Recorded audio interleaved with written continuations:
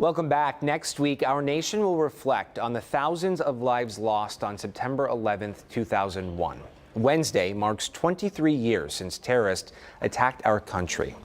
The city of Houston, like many cities across the nation, will host remembrance ceremonies. My colleague, Brittany Jeffers, and I are honored to serve as emcees of Houston's 9/11 Remembrance Ceremony at City Hall.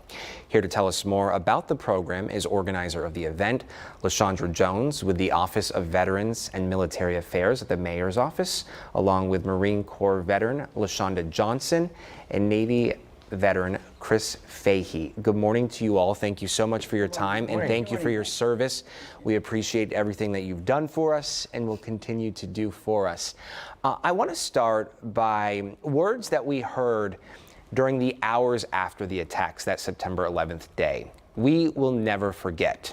Those were words that comforted us in the immediate aftermath, but also decades later. What do these words mean to you and the significance they will hold at the ceremony? So for me, it means never forgetting that day. I think we all remember where we were, just like the Kennedy assassination. Everybody remembers where they were when that happened. So some years later, we want to make sure that we don't forget for those that we lost on that day and the service members that were called to combat as a result of those terrorist attacks. So we want to continue to remember those first responders, those that were in the towers, the families directly impacted, and the service members as well. But it impacted the entire country. So we just never want to forget what happened on that day. Lashonda? And for me, it's always faithful.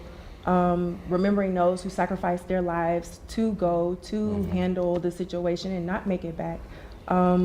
Praying for those families during that time. I am also one of those families. So I appreciate the time. Didn't expect what was happening at that time. I was in Okinawa, Japan, and actually calling home, telling my mom happy birthday, calling my aunt saying happy birthday, her twin. But to experience such thing, never forget. Chris? I served in Afghanistan from 2011 and 2012, and I joined the Navy just after the 9/11 attacks. And I don't know if there's an option to not forget. When you go around the city, we have millions of post-9/11 veterans with PTSD that are out there struggling. And if it wasn't for offices like Lashonda's and Lashondra's, they would not have an opportunity to get help, which is why the PTSD Foundation of America and Camp Hope exists. When we forget, we lose sight on what we still have to do. There's still a lot of work to do in the city, and a lot of work to do. And I'm really proud to be a part of these other organizations that make it their goal to make sure people understand why we went there and what's still going on in our communities, that we still have some work to do. The work that has yet to be done. Talk to us about how important it is to continue to break down those barriers and ensuring that these men and women do have access to the care, to the help, to the resources they need. Absolutely. So we just want to make sure that anybody who is struggling, whether it is the actual service member, whether it's a first responder or a family member, just to say you just come out and say you need help. Yeah. That's the first step. So what we do is we make sure that we connect anyone who comes forward and say, hey, I need help. This is what I'm going through. These are my struggles. We connect them with other agencies such as Harris County or PTSD Foundation of America to make sure that they are getting the help that they need. We are actually in the trenches. We don't sit behind the desk at the office. We are in the trenches, making sure those 2 a.m. phone calls get answered and make sure that they get the help that they need. Yeah, on this show, we dedicate a lot of time to struggles. We dedicate a lot of time to resources that help folks who are struggling, whether that be in silence or are reaching out for help. And we often say it takes a community. And I know that's cliche to say, but it really, truly does take a community to reach out and help people in need. Yes. So yeah, it doesn't matter what time of the day. Yeah. We are on a text and we are calling each other or emailing each other saying, hey, this happened last night or this happened early this morning, and we start to connect the dots. Yeah. And just to get them the help that they need. And connect the people, right? The people who can help. Absolutely. If you can't, you know somebody who can. Absolutely. Yeah. So it's always a help to know people who know the resources, who have a passion. You can know the resources, but if you don't have that passion, you can just put that email, oh, I'll get to that email tomorrow, I have other things to do, or someone who can jump right on it to save a life. Yeah. It's big. And for that person on the other line, it could be life or death. Absolutely. Yeah. Absolutely. Talk to us about the guest speaker at the ceremony next week. So our guest speaker, he actually arrived on yesterday. He's coming here from the Pentagon. So the Pentagon is actually having a job fair, Army civilian job fair today and tomorrow. So he's like, well, why are you here? Yeah, right. Kind of got a little ceremony that we Would you mind? Yeah. So a couple of months ago, we began having a conversation with him. He was actually on the west side of the Pentagon when the Pentagon was hit. So he's going to tell his story of having to help others to evacuate out of the Pentagon. He's a retired colonel. It's going to be awesome. It's not a celebration, of course. It is a moment and a time to remember, to reflect. How to get that story from someone who was actually there.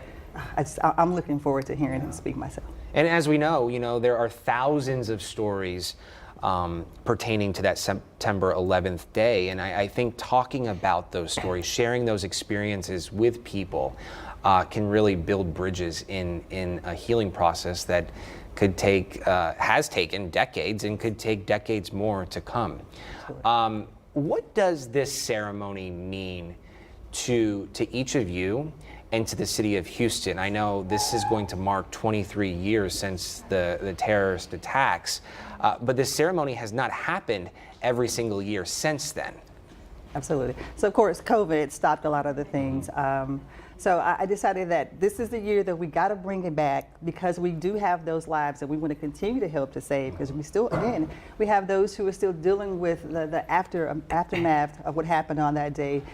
So this is just a moment for us as a city of Houston, not just the city of Houston, but anyone in the area, anyone in the region that can just take a moment, whether you can come and be there in person or watch it online, or just take a moment to reflect on what happened on that day. So for me, this ceremony means a whole lot. So yeah, it's going to be at City Hall. At City Hall, starting at 11:30. 11:30. Yeah, and we have an awesome MC and co-MC, so we're looking forward to you, Zach and Brittany. So thank you for accepting that. Yeah, no, anything to help. What is this event, these moments in time next week? What will they mean to you? So these moments in time mean to me to reflect on the past of what has happened, and not just the past, the current, because a lot of people still deal with the traumas of what occurred on 9/11.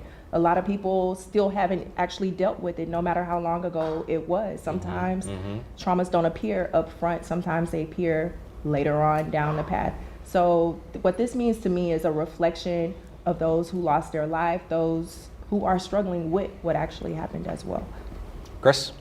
It's an incredible thing to witness violence or to be a part of a violent act, and to do that in service of your country or a job. And maybe that goes against your values. Maybe that's not what you were put on this earth to do, but you have to do it.